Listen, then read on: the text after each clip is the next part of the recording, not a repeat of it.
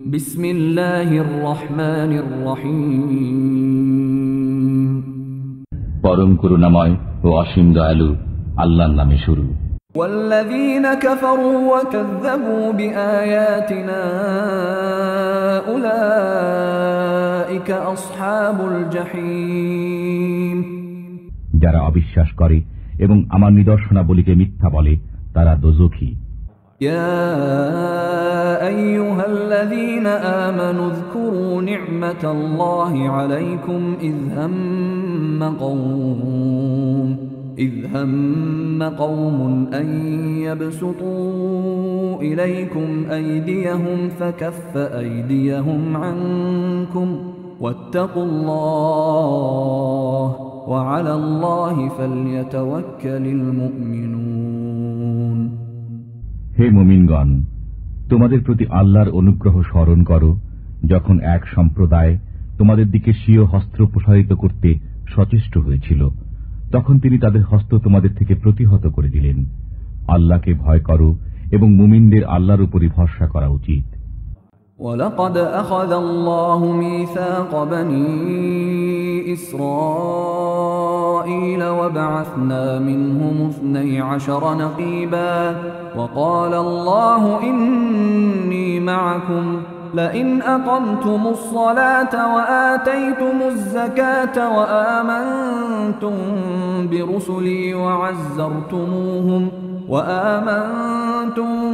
برسلي وعزرتموهم وأقرضتم الله قرضا حسنا لأكفرن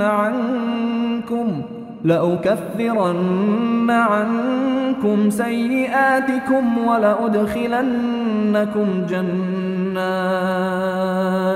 ولأدخلنكم جنات تجري من تحتها الأنهار فمن كفر بعد ذلك منكم فقد ضل سواء السبيل।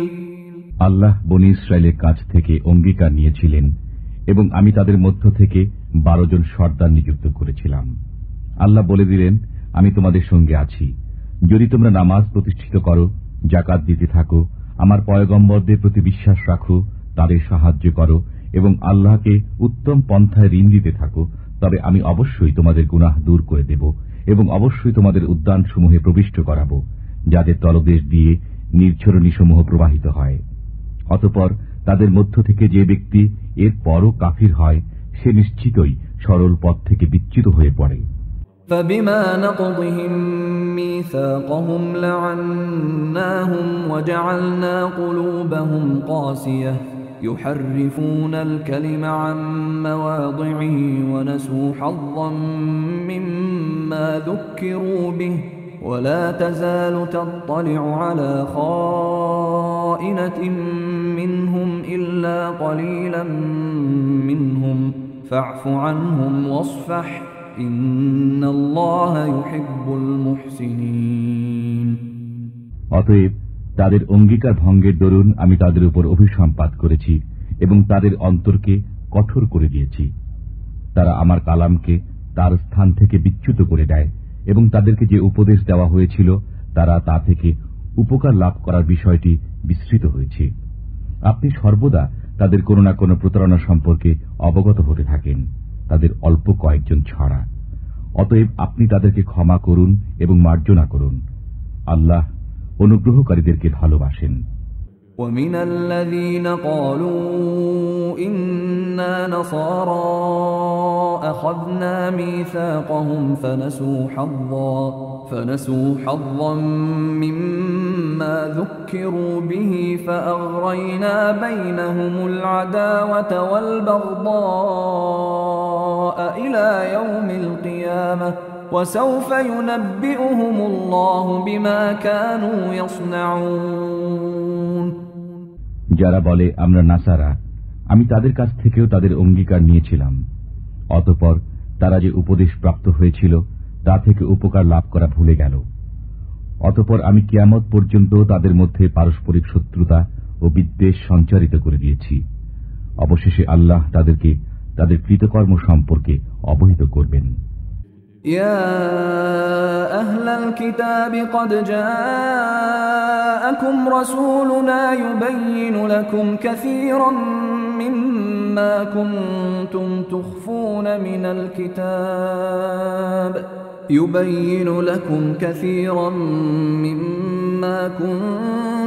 تخفون من الكتاب ويعفو عن كثير قد جاءكم من الله نور وكتاب مبين হে আহলে কিতাবগণ, তোমাদের কাছে আমার রাসূল আগমন করছেন। কিতাবের যেসব বিষয় তোমরা গোপন করতে, তিনি তার মধ্য থেকে অনেক বিষয় প্রকাশ করেন এবং অনেক বিষয় মার্জনা করেন। তোমাদের কাছে একটি উজ্জ্বল জ্যোতি এসেছে এবং একটি সমুজ্জ্বল গ্রন্থ। يهدي به الله من اتبع رضوانه سبل السلام يهدي به الله من اتبع رضوانه سبل السلام ويخرجهم من الظلمات إلى النور بإذنه ويهديهم إلى صراط مستقيم এর দ্বারা আল্লাহ যারা তার সন্তুষ্টি কামনা করে তাদেরকে নিরাপত্তার পথ প্রদর্শন করেন এবং তাদেরকে স্বীয় নির্দেশ দ্বারা অন্ধকার থেকে বের করে আলোর দিকে আনয়ন করেন এবং সরল পথে পরিচালনা করেন। لقد كفر الذين قالوا إن الله هو المسيح ابن مريم قل فمن يملك من الله شيئا إن أراد أن يهلك المسيح ابن مريم وأمه ومن في الأرض جميعا ولله ملك السماوات والأرض وما بينهما يخلق ما يشاء والله على كل شيء قدير নিশ্চয় তারা কাফির যারা বলে মসিহ ইবনে মরিয়মই আল্লাহ। আপনি জিজ্ঞেস করুন, যদি তাই হয় তবে বলো, যদি আল্লাহ মসিহ ইবনে মরিয়ম তাঁর জননী এবং ভূমণ্ডলে যারা আছে তাদের সবাইকে ধ্বংস করতে চান, তবে এমন কারো সাধ্য আছে কি যে আল্লাহর কাছ থেকে তাদেরকে বিন্দুমাত্র বাঁচাতে পারে? নভমণ্ডল, ভূমণ্ডল ও এতদুভয়ের মধ্যে যা আছে সবকিছুর উপর আল্লাহ তাআলারই আধিপত্য। তিনি যা ইচ্ছা সৃষ্টি করেন। আল্লাহ সবকিছুর উপর শক্তিমান। وقالت اليهود والنصارى نحن أبناء الله وأحباؤه قل فلم يعذبكم بذنوبكم بل أنتم بشر ممن خلق يغفر لمن يشاء ويعذب من يشاء ولله ملك السماوات والأرض وما بينهما وإليه المصير ইহুদি ও খ্রিস্টানরা বলে, আমরা আল্লাহর সন্তান ও তাঁর প্রিয়জন। আপনি বলুন, তবে তিনি তোমাদেরকে পাপের বিনিময়ে কেন শাস্তি দান করবেন? বরং তোমরাও অন্যান্য সৃষ্ট মানবের অন্তর্ভুক্ত সাধারণ মানুষ। তিনি যাকে ইচ্ছা ক্ষমা করেন, যাকে ইচ্ছা শাস্তি প্রদান করেন। নভমণ্ডল, ভূমণ্ডল ও এতদুভয়ের মধ্যে যা কিছু আছে তাতে আল্লাহরই আধিপত্য রয়েছে এবং তাঁর দিকেই প্রত্যাবর্তন করতে হবে। يا أهل الكتاب قد جاءكم رسولنا يبين لكم على فترة من الرسل أن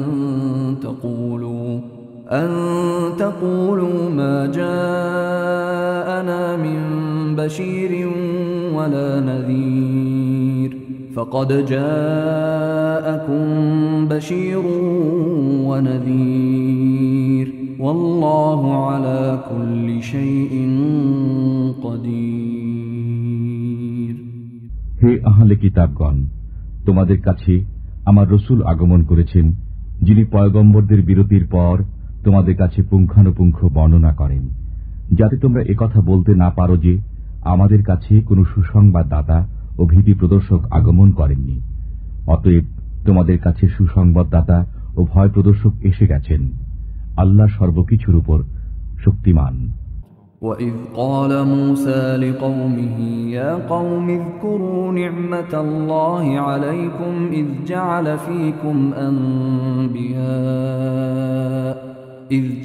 فيكم أنبياء وجعلكم ملوكا